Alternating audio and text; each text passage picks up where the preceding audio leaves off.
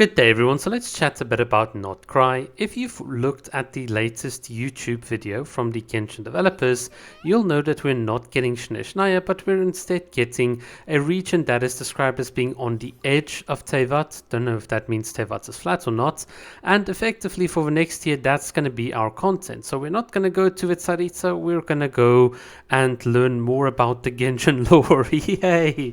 Yeah, no, literally, that is what the developers use as justification. They basically said, we've got this incredible lore, wonderful world building, but we failed in properly telling you it, and we kind of feel that all of this lore is rushed. So instead of all of, trying to fix our past mistakes, we're going to release a new region with even more new lore about different factions and the moon goddesses and the song of the Welkin Moon and all of these sorts of amazing things.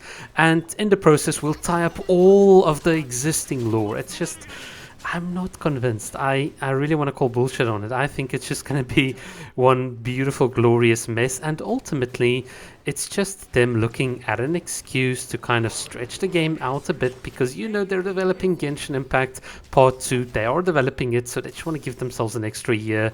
And they want to sell a bit more characters. Because, instead of just giving you now Shnezhnaya with Shnezhnaya characters, let's give you another region with new characters that don't use the elemental system. And oh boy, you think Nuvalet and Mavik are problematic in Genshin. I can't wait to see what these new characters are going to do. They'll probably press one button and can do the function of 4. Look, the Genshin developers they're going to try and make money out of this. They're effectively monetizing their own incompetence by giving you shoddy lore and now making an excuse to have a new region to tie it all up. It's just, I don't buy it, but that's where I stand on it. So, how did we actually get into this really bizarre situation? Well, I'll tell you. Look, I'm a Kokomi main, and when I got my Kokomi, I got an Archon quest and I got a Kokomi Story Quest Act 1, and surely we're now on Kokomi Story Act Quest 5, right? Act 5, anyone? No, wrong.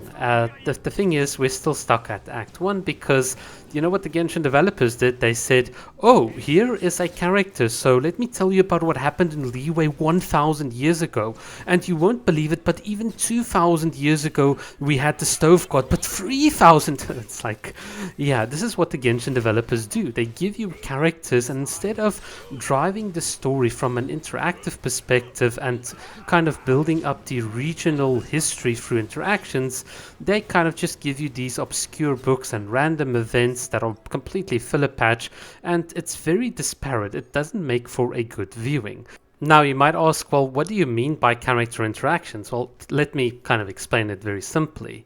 Imagine you have Kokomi, and you've got the whole Inazuma Archon quest and all of that, and after the Archon quest you now talk with a bit of Yaemiko and trying to mend the relationships, but in the process you kind of have a bit of a story quest involving the yokai, and through the interactions of, let's say, Kokomi and Yaemiko working towards solving some sort of mystery, you slowly uncover, oh, this is what the yokai do in Inazuma, and by interacting and talking and perhaps clearing up some confusion, let's say Kokomi asks Yaemiko, well, what's the role of the yokai? Then she tells you a bit about the history of the yokai, and in a very gentle way, what you do is you have your playable characters with you as the main character doing story quests, you're solving puzzles together, and slowly but surely you're learning a bit more about how they see the world, how they talk and interact with each other, how they co-solve problems, but also what their histories are, what led them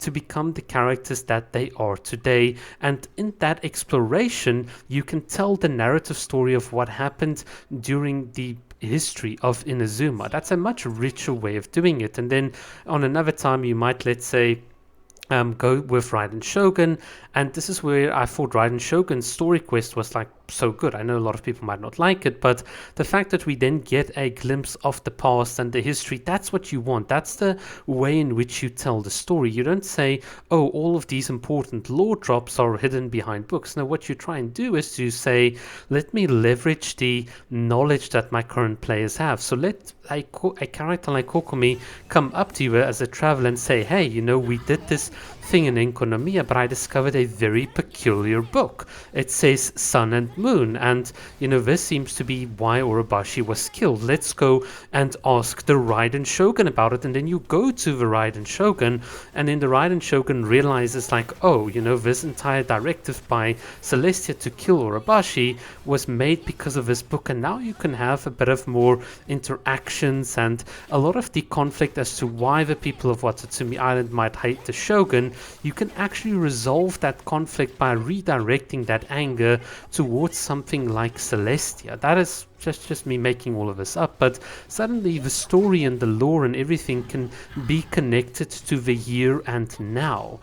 And what is the best way to get the here and the now in Genshin Impact? Well, you take all of these characters, you put them in the overworld so that randomly when I'm busy exploring Teyvat, I bump into a Kokomi on Watatsumi Island, or even she might just be visiting Sumuru randomly. I might just go to Fontaine and in the waters I see Farina busy, crying for help or something funny happening. That'll be so cool to have the characters as part of the overworld, because that can make everything feel a bit more alive. We have all of these very long overworld quests with these random NPCs that have honestly much more amazing stories than the characters themselves, and it's almost very, very backwards. It's almost like you want your playable cast to be involved in these long story quests, because that's a way for you to get to know them and to get to know the world. And more importantly, how does, for instance, a character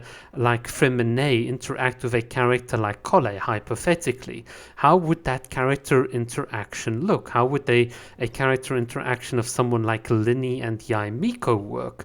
There's plenty of ways in which you can do this, especially with all of the dead patches that we've had, and somehow the developers kind of missed this. But in 5.4 they gave us a bit of I think it's the anthology or whatever kind of notes or anecdotes, I don't know what you call it, and effectively you had on certain areas of the overworld certain characters that you can interact with, and it was really, really cool to see the characters being more organically like part of the overworld, because this is a great way, like with Amber, where you can talk to her and she foreshadows certain events by telling you, hey, the monster activity has been getting unusually high here in Mondstadt. That is a great narrative device. It took them the whole of, I don't know, 1, 2, 3, many patches until 5.4 to finally get the very thing that they should have added in 1.1 in the game.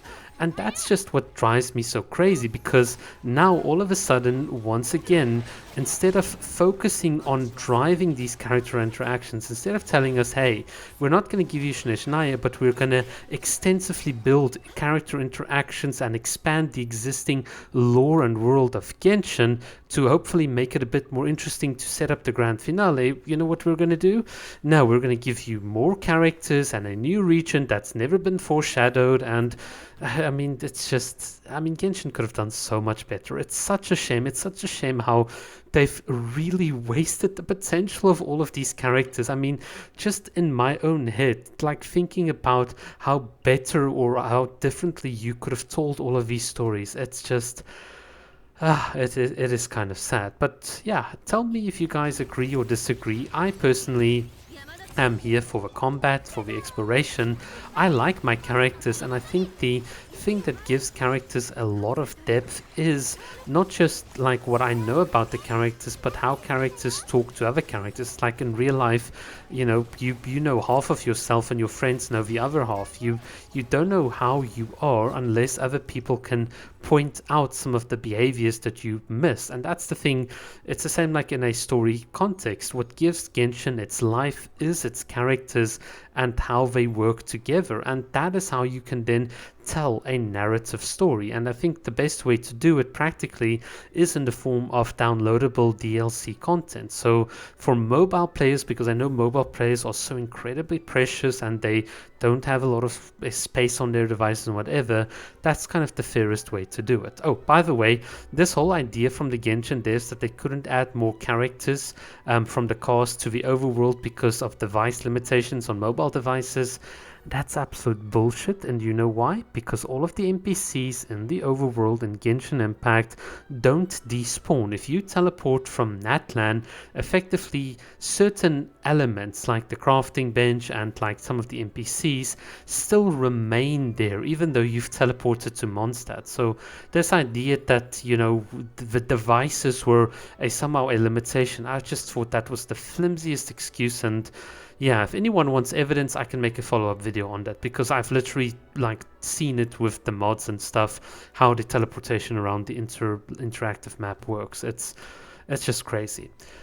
But in any case, so that's my point as a little Kokomi main. I'm not very happy with Not Cry. I think it's going to be power creep galore. I think we're not going to get the narration. I think it's going to be a mess, and so many conflicting lore and stories that we're going to get. So the lore is going to be a mess. We're going to get power creep, and ultimately our old characters are still going to be neglected. I don't think the Genshin devs can solve that reliably. I remain to be proven wrong. I'm happy to be proven wrong. I'll happily look at this a year from now and be proven wrong. But honestly, these are my predictions, and I also think Genshin Part 2 is going to come, and I also want to make a prediction on that, just so that we have it on record. The moment Genshin Impact Part 2 launches after Shinishna or whatever, all of your old characters will not be able to go to the new region, wherever that is beyond Teyvat, but all the new characters will be able to come to the old Teyvat region.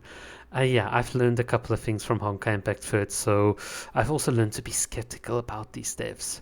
As much as I love Genshin, you know, you've got to keep it at a bit of an arm's length. Enough yapping. Thank you so much for watching. Cheers.